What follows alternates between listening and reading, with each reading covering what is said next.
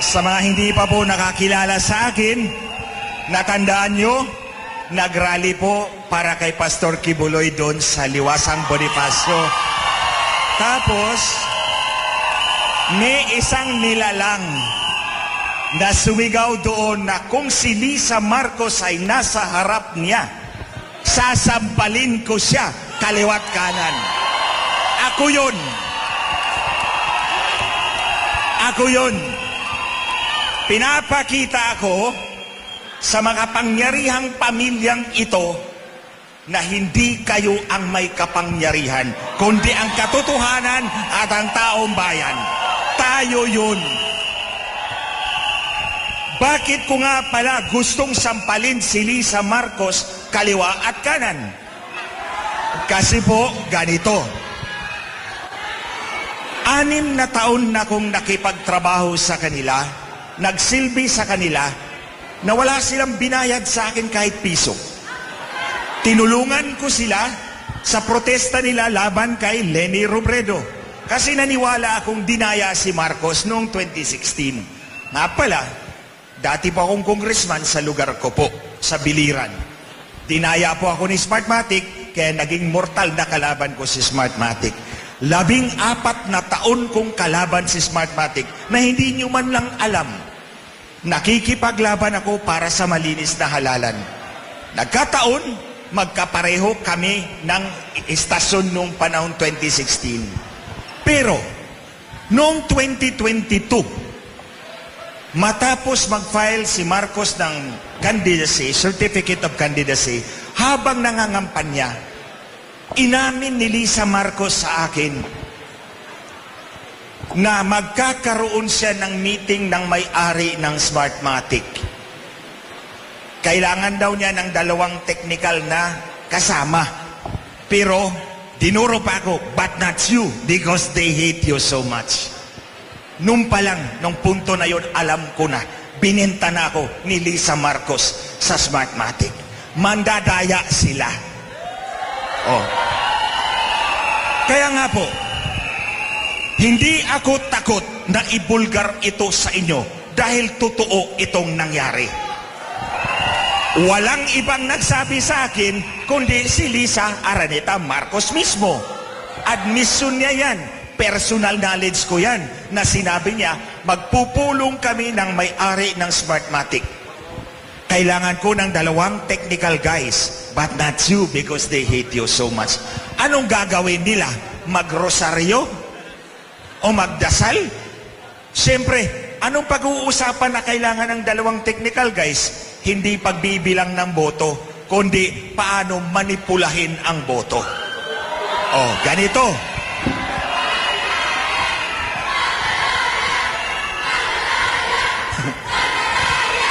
Okay, wait. So ito na. Pagkatapos ng eleksyon, yung grupo ni General Reo kumuha ng datos mula sa COMELEC at nakita nila libo-libong makina nag-transmit ng resulta galing sa iisang IP address lamang. Hindi yung IP address ng makina ninyo sa presinto, kundi galing sa iisang IP address lamang. Mahigit 30,000 precincts. So pinagtagpi-tagpi ko lahat yan at ito ang alam ko. Si Inday Sara, 32 million ang boto. Totoo yan na boto ni Inday Sara. Bakit? Dahil plastikan lang si Lisa Marcos. Ayaw niya kay Inday Sara nung nagsimula pa lang. Kahit nangampanya pa lang, ayaw niya kay Inday Sara. Plastikan lang yun. So hindi niya sinama doon sa kanyang manipulasyon. Ang boto ni Inday Sara, totoong kanya yan. Pero yung kay Marcos, nanalo siya, walang problema. Pero ang boto ni Marcos, pinakamataas, 24 million lamang. Hindi 31 million. Ang tingin ko, dinagdagan yung boto para dumikit kay Inday Sara. Kasi po, kung si Inday Sara ay 32 million at si Bongbong Marcos ay 24 million, sinong titingalain nating leader? Si Sara, hindi si Marcos. Ito namang si Marcos, alam naman nating weakling to. B. Walang B. So, whether in English or in Tagalog, you know what I mean. So, wala talaga. Sunod-sunuran lang yan sa kanyang asawa. Tandaan nyo, sa 6 na taon na yan, 2016 to 2022, 6 kaming technical na mga tao na tumutulong sa kanila. Plus yung 2 mag-asawa, naghahapunan kami doon sa bahay nila once a month. Sa 8 tao na yan, yung 2 mag-asawa at 6 na technical, ako lang at si Lisa ang nagyoyosi. So marami kaming pinag-uusapan na kaming 2 lang. So, ngayon, ayaw nila na malaman ninyo ito, na dinagdagan nila yung kanilang boto. Kung nanalo ka ng 24 million, sasaludo ako sa'yo. Pero kung dinagdagan mo ang boto mo, wala kang pinagkaiba sa masahol na mandaraya. Di ba? So kaya, nandito ako sa harap ninyo dahil karapatan ninyong malaman ang ginawa nila nung eleksyon. Karapatan natin bawat Pilipino na malaman na hindi ka pala, dinaya mo rin pala yung eleksyon mo. So, aside from that, yung asawa mo pa rin ang nagpapatakbo ng pamahalaan. Hindi naman nag-file ng certificate of candidacy yung yaya mo sa Malacanang. Hindi naman nag-file yan ng certificate of candidacy. Bakit yan ang nagpapatakbo ng ating pamahalaan? Believe me, kasama ko yan sa 6 na taon yung mag-asawa na yan.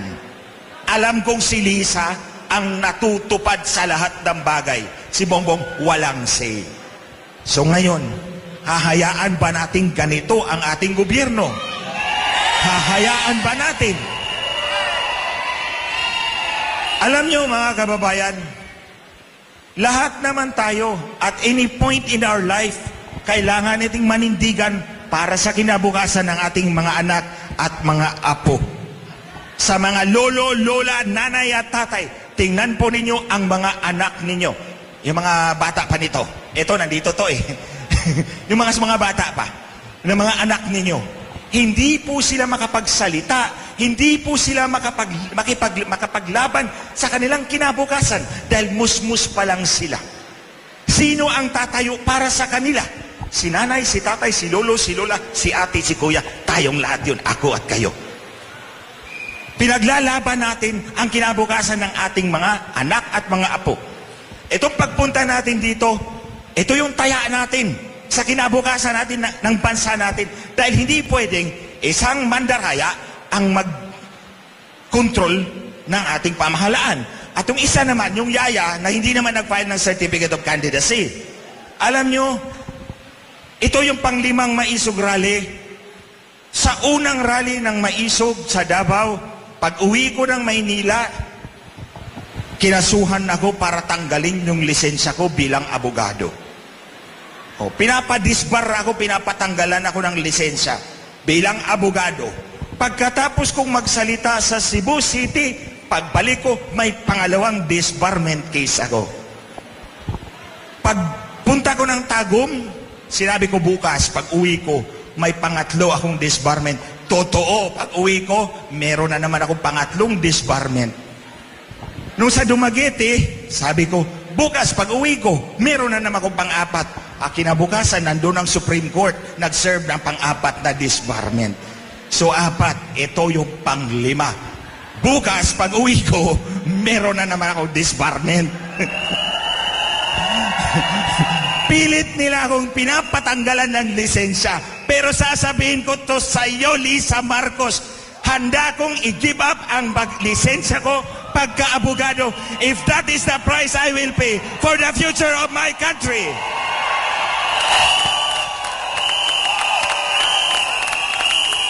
Handa kong i-give up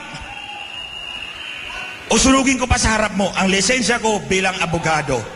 Kung yun ang kapalit ng pagbulaklak ng katotohanan sa inyong lahat, mga kababayan.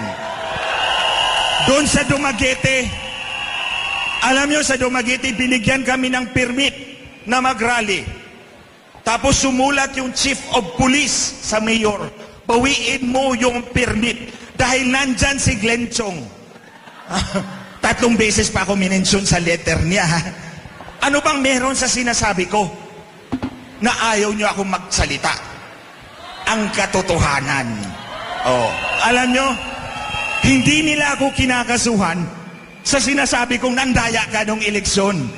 Ang kinakaso sa akin, tanggalan mo ng lisensya yung Glenchong na yan. Oh, you see? Pero alam nyo, baka titigil din yung IBP. Kasi, sa bawat disbarment case, 1,000 pahina ang sagot ko. Sige, basahin nyo yan. Oh, 1,000 pahina ang sagot ko sa kanila. Lulunurin ko rin kayo. Pero ito, sabi ko, Lisa Marcos, makinig ka ha. Hindi pwedeng ikaw lang magkaso sa akin all the time. Kakasuhan din kita. Dahil, eto pa mga kababayan, minanipula din niya ang Korte Suprema. Oh, alam na alam ko yun. Personal na knowledge ko yun. Tingnan ninyo itong babaeng ito. Tingnan nyo itong babaeng ito. Natalo na nga kayo ng 2016. Minamaniobra mo pa yung Korte Suprema para mapaupo mo yung Bongbong Marcos mo. Para makontrolar mo ang gobyerno. Yan si Lisa Marcos, mga kababayan. So, siguro mauubos na yung oras ko. Ito, magkaisa po tayong lahat na pigilan po natin ang pandaraya ng ating halalan. Alam nyo, nung tumakbo po ako bilang congressman, ang kalaban ko ay veteranong politiko. Lahat ng posisyon, gobernador, congressman, mayor, isang pamilya lang. Pero pagkatapos ng halalan, nanalo po ako. Dahil naniwala yung taong bayan sa akin. Mano-mano yung eleksyon na yon. Dahil mano-mano ang eleksyon, mano-mano din ang dayaan. Pag mano-mano ang dayaan, nakikita ng mata mo. Pag automated ang eleksyon, automated ang dayaan, kahit pa nakadilat ang 4 mong mata, wala kang mahuhuli. O, kaya yan. So ito pinapabot ko sa inyo. I pay the price, but that's a good investment para sa kinabukasan ng inyong manak, ng inyong mga apo. Di bali na ang lisensya.